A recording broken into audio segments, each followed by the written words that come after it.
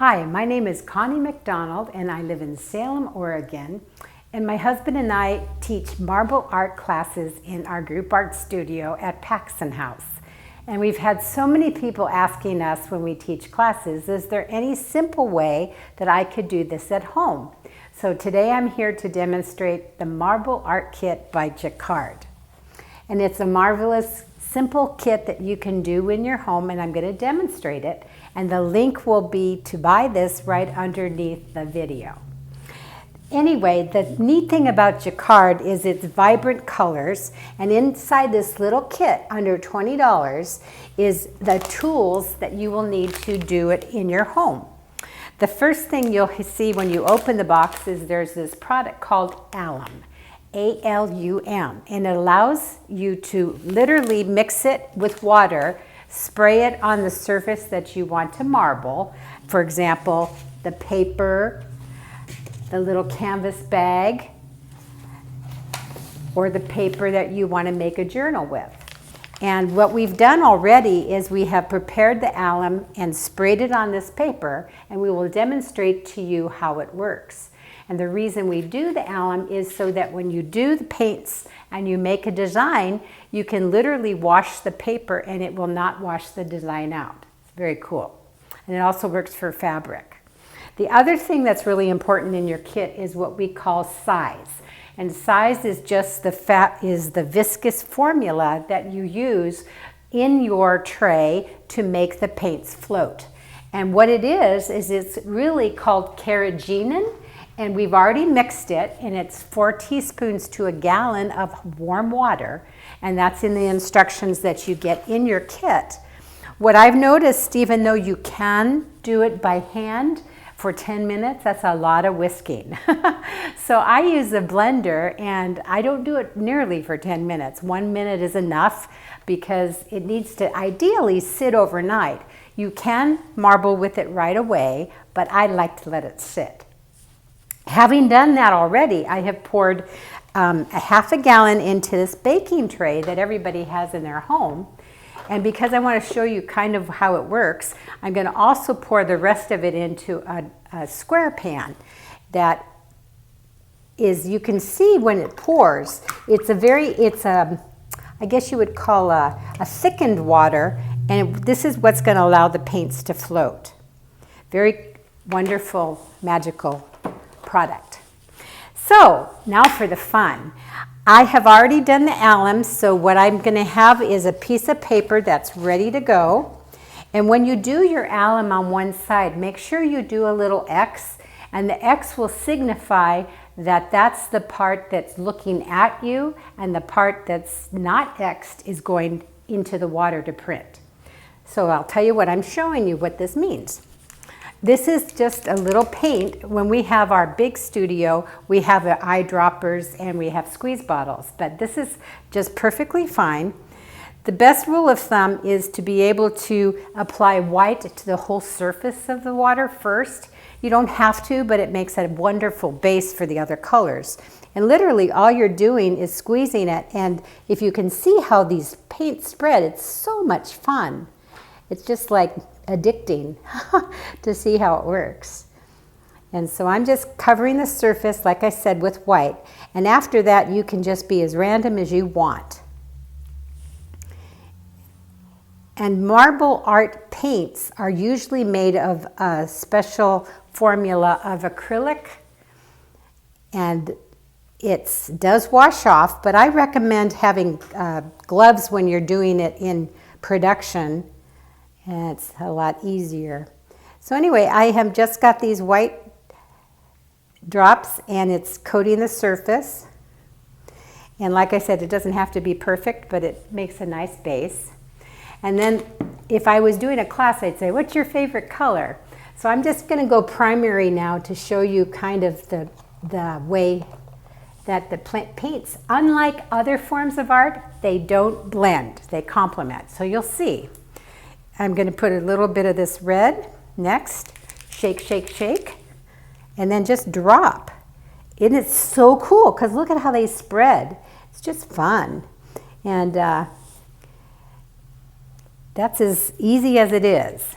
Now then you have a choice the next color that you apply, and you can literally either just randomly do it, or you can put a stone, a drop inside a drop. And so I'm going to show you what that looks like.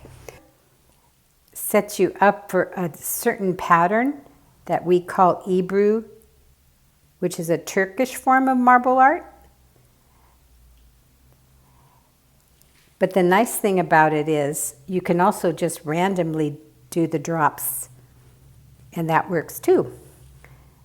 And I am going to go ahead and do a fun, I'm just going to use a lot of the colors, so let's just try another color. I like purple, so I'm going to let that try and be in the mix. This time I'm just going to randomly drop it.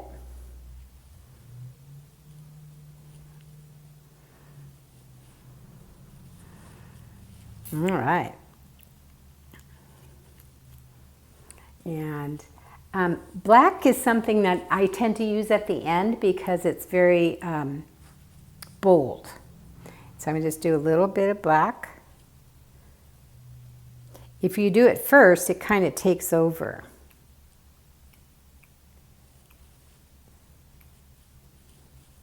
Okay. And I believe this yellow may or may not be opened. Yeah, it doesn't seem like it's ready to go. And if that ever happens to you, just take a little scissors or a toothpick and let it do its thing. I'm going to do a drop of white just to complement, and then I'll be ready to do a design. And what I like about, you cannot make a mistake. That's what I love about this. Now at home, most of us have a stylus or a skewer, bamboo stick. Today I'm going to just show you that all you need is a stick. We also, when you take our marble art class for silk scarves, we have a lot of rakes that are traditional in marble art. But you can just take a hair comb and just make some other designs that way. So here we go. And you can just be as playful as you would like. I like to just start by doing circles, basically just to kind of connect the designs, kind of feel like you're skating on the water. And what's wonderful is that it's relaxing. Put on some music and just go for it. Now it can be as simple as that kind of design and ready to go, or you can get a little more designed. You could make a rake by just with nails and boards. This is a double rake, and I'm just going to do one quick swoop just through it, and all of a sudden we've got a marble art look to it, just like that. So for no other reason than just show you how easy, let's print this. And I've already prepared the paper, and what we're looking for is the X side to go toward me, and so that's what this X is marked. Excuse me. Here we go.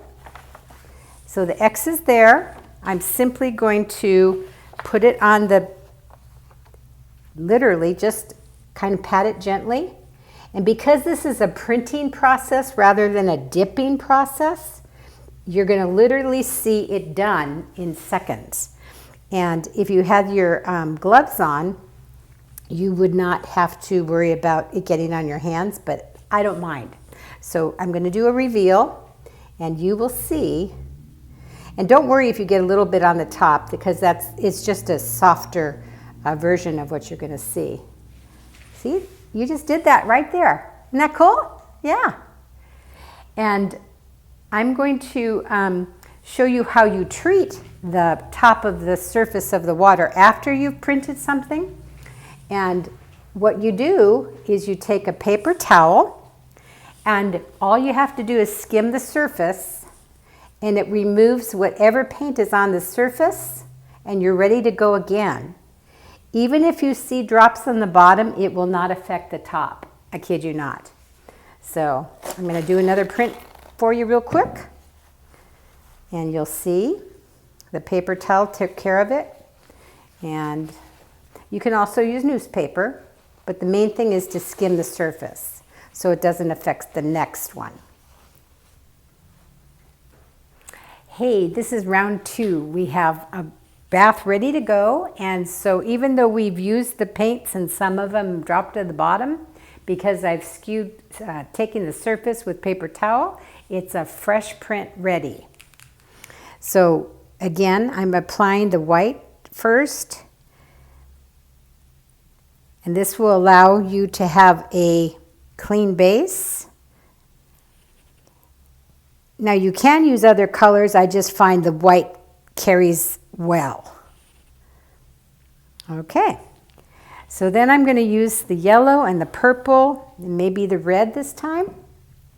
So I'm going to show you. The purple just is a wonderful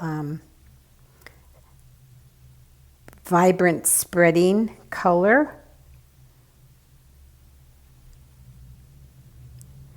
And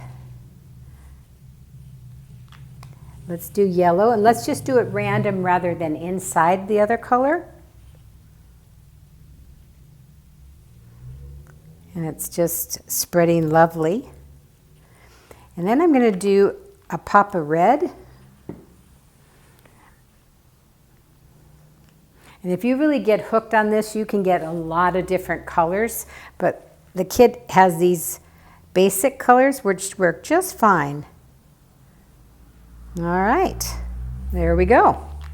So I am going to take my trusty skewer and stylus, whatever works for you, and I am going to just do a traditional back and forth, which is actually called Get, and you just take it back and forth one way. You can use a rake in traditional marbling, but today we're going to hand draw it. Isn't it neat how the colors just complement each other in this fun design? And like I say, I usually have music so that I can kind of glide to. All right. So then we want to take the other direction, which is the other back and forth part of Get. And it creates the base for most traditional patterns that if you take one of our classes, we can show you all the different patterns. But for at home work, you can play and do your own thing. Now, that's perfectly fine, but because I kind of like to give a little fleur-de-lis to it, I'm just going to kind of take this and go round and round in a spiral-like pattern just for kicks and giggles. And then we can print it. All right. Now, one of the things about if you were going to do this at home and you wanted to come out with a long piece that you could fold over to make a journal, one can do it that way. I'm going to just do partial. The X, again, is what you want to have looking towards you, so therefore that the un-X goes down. All right? And then gently pat it. Now, one of the things that the last one we printed, because it was allumed, we were able to take it to the sink and rinse it off. And then what it did is it retrieved the pattern. So make sure that you have the X looking at you. That means that that's the unallumed side, so that it will print and rinse properly. And voila, there we go. Yeah. Today we're back on round 2 of how to use the Jacquard marble kit. This time for hydro dipping, a non-toxic version. See how cool that is? Yep. And I'm going to do, instead of blue, I'm going to do purple. So that'll be fun. And see how the dots are spreading on the surface? It's quite cool. And then, let's see, I'm going to do yellow. Yep, these are going to be wild. And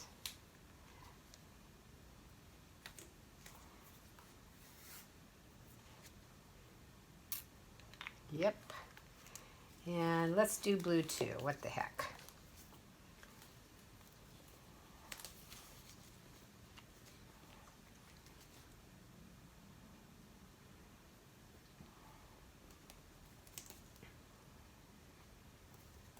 All right.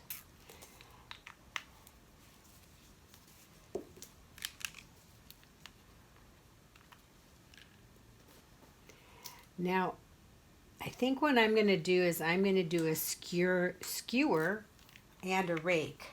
And so there's a vibrant pattern to cover the surface so that when we dip, we will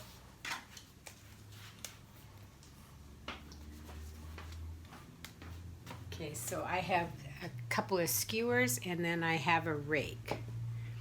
And so I'm going to first do back and forth a hand-drawn gilget, just because it's the basic for most patterns. And so that is the first part. And then I'm going to do this rake, just kind of randomly to make the really cool pattern. Yeah. All right. And let's see if we're ready for the shoes. Nope. I think we're going to do the shoes both together as opposed to one at a time, so we can have the same matching pattern. So I'll come back and show you how it works after that. We're back for part 2 of hydro dipping with Marble Art Jacquard Kit for the shoes, and it is a non-toxic way of doing it. And here's the shoes that Tim has taped off, and he is going to go for it. Okay, so ready or not, go for it. He's dipping them and letting them drip, and then the reveal will be, okay. You ready? I am. Oh my gosh, they're cool, but we need to wash them off because of the carrageenan on it. So that's why we allumed them, so we can. Wild shoes, we'll let you know the results. Unveiling the untaping the shoes, and look at that, cool. And they've been rinsed. Uh-oh. Grab the end here somewhere.